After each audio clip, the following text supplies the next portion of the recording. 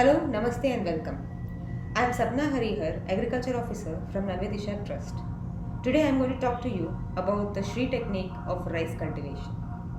You must be knowing that rice requires 3,000 to 5,000 liters of water to produce just 1 kg of rice. But in villages like Belgaum, water is a major problem. So what to do? You should go for an alternate method of rice cultivation, which is the Shri technique. Shri, that is system of rice intensification, is a technique of cultivating paddy in less water, has less input cost and gives more yield. This technique is very useful for small and marginal farmers. So let's start with the different steps in the Shri technique. The different steps involved in Shri technique are as follows. First is the land preparation. Second is the seed bed preparation. Third is the seed preparation. Fourth is sowing. Fifth is transplanting. Sixth is water management.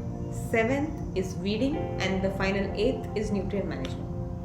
You should follow all these steps properly to obtain the optimum yield. Let us start with the land preparation.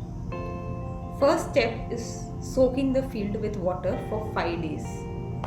You have to plow the field 2 to 3 times at an interval of 2 to 3 days. That is, if the first day you are plowing the field, then you can take a gap of 2 days and on the 4th day again plow the field. So like that you have to plow it for 2 to 3 times. Spread organic fertilizers like FYM to the field. This FYM manures will help to retain the moisture in the soil. You have to level the field so that the water reaches to all the areas of the field. You have to prepare channels, like you can see in the video that 30 cm wide channels should be made at 2 meter interval for easy water management that allows alternate drying and wetting of the fields. You have to mark the fields with square grids. See, as you can see in the video, square grids of 25 into 25 centimeters should be the square size, and there should not be any standing water in the field. If there is standing water in the field, it means that the field is not ready for transplanting. So that is it for land preparation. Now the land is ready. So let us now understand the seedbed preparation. So for seedbed preparation, you can select a spot in the corner or the center of the plot.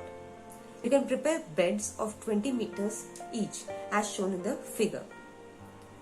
Now for that, what you have to do is first place wooden planks, wooden frames, or you can use banana stalk with wooden sticks.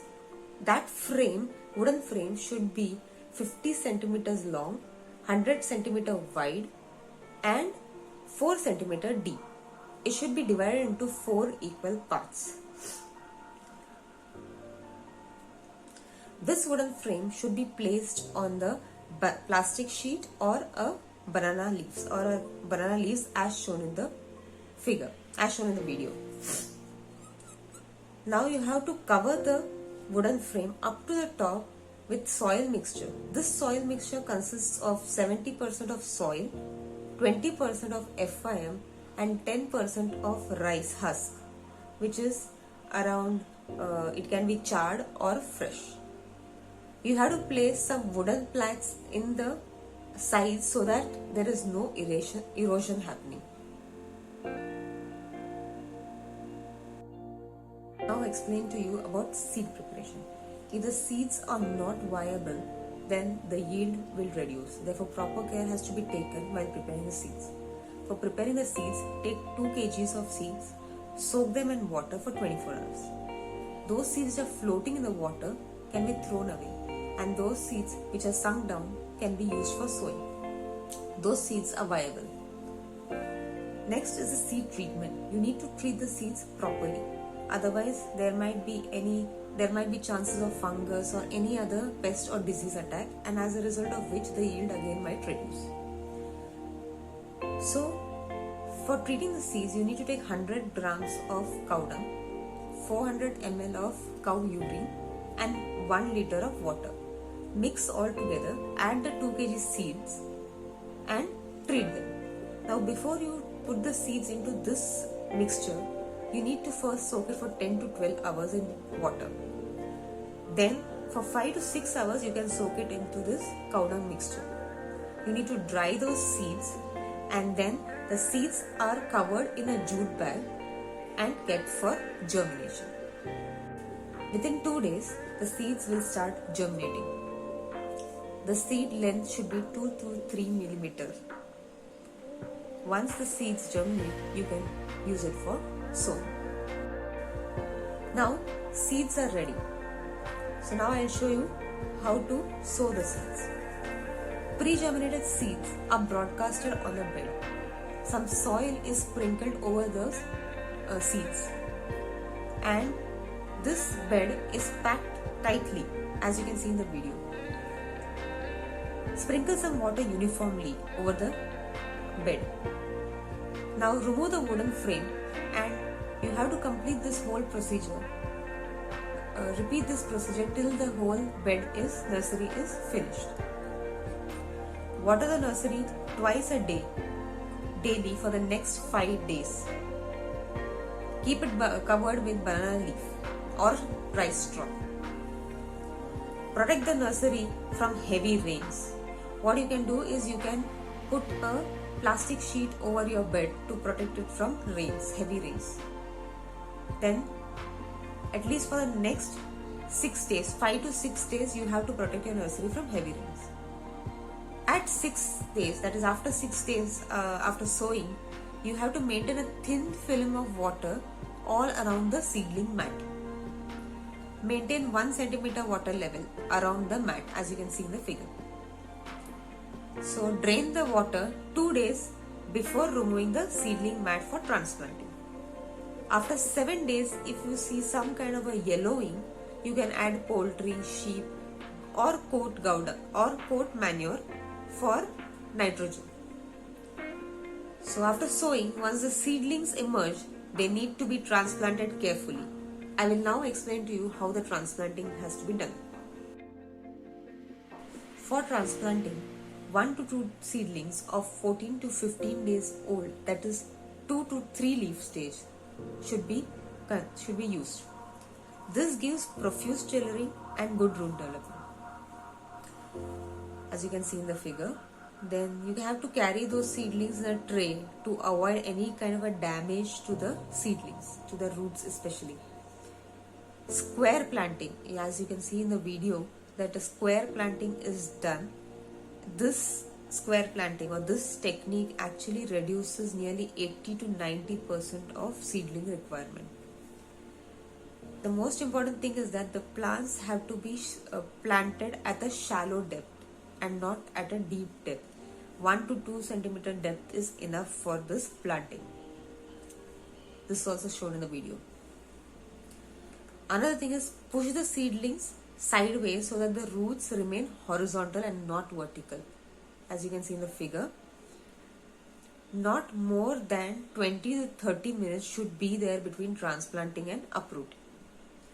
After transplanting, don't forget your plants. You have to take care of many things. One among them is water.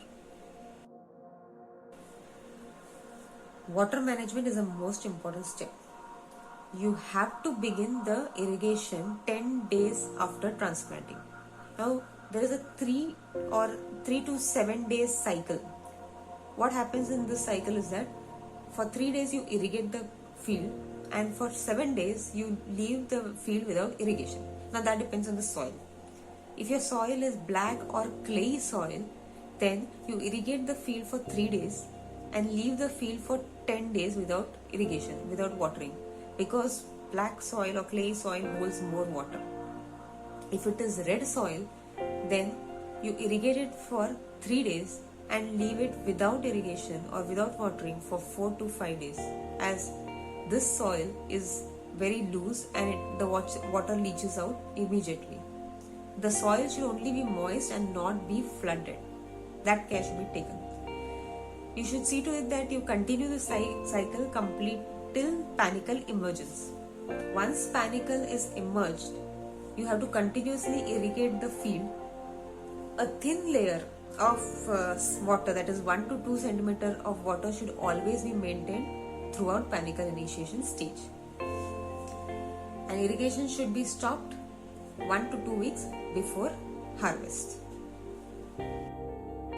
So after transplanting, weeding is another important step. This weeding should start immediately after 10 days of transplanting. Weeding should be done 2 to 3 times, preferably within 10 to 12 days. And this weeding should be done preferably with a spike teeth rotor tool, as you can see in the video. The next step is the nutrient management. For nutrient, you can give decomposed material consisting of rice straw, animal dung, microorganisms, vermicompost. All these things can be used. There are 3 crucial stages where you have to give them fertilizers. One is the active tillering, that is new shoots are coming up. Second one is panicle initiation, that means when you can see a bulging in one of the leaves, you can see a bulging in one of the tillers. And then third one is the heading, when you can see a small part of the panicle just coming out. So these 3 are the most important stages. All these steps comprises of the Shri technique. Please remember, Shri technique should not be used when there is heavy rain. This is not suitable where there are heavy rains or when there is heavy rain. So this brings us to the end of today's session. Thank you.